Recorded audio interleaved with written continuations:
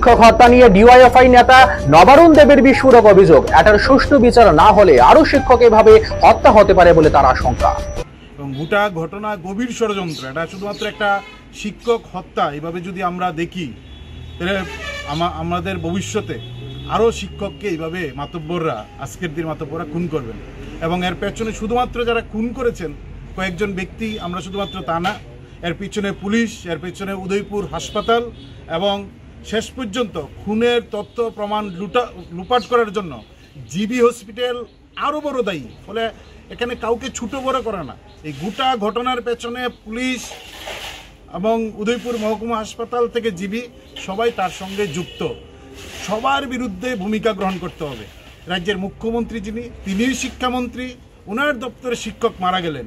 আমরা অবাক হচ্ছি, যাদের নেতৃত্বে মারা গেল তারা হচ্ছেন ওনার রাজনৈতিক দলের। এবং আমরা শুনলাম যিনি শঙ্কর কর্মকার, তিনি নাকি উদয়পুরের যিনি মন্ত্রী, আমাদের রাজ্যের অর্থমন্ত্রী, তিনি খুব ঘনিষ্ঠ। আমি জানি না অন্য কোনো সম্পর্ক আছে কিনা, খুব ঘনিষ্ঠ মানুষ থেকে শুনি, বিজেপিরও নেতা।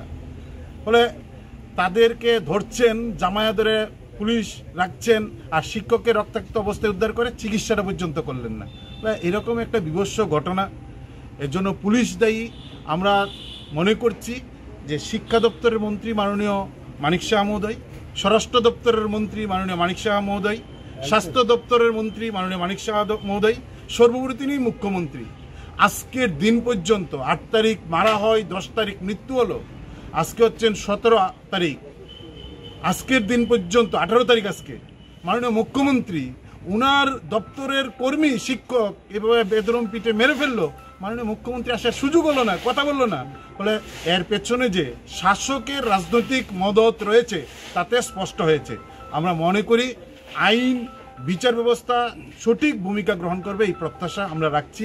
তাদের পরিবারের পাশে আমরা বামপন্থী ছাত্রজীবীরা, আইনজীবীরা তাদের পাশে দাঁড়িয়েছেন, তারা ন্যায় বিচার পাবেন।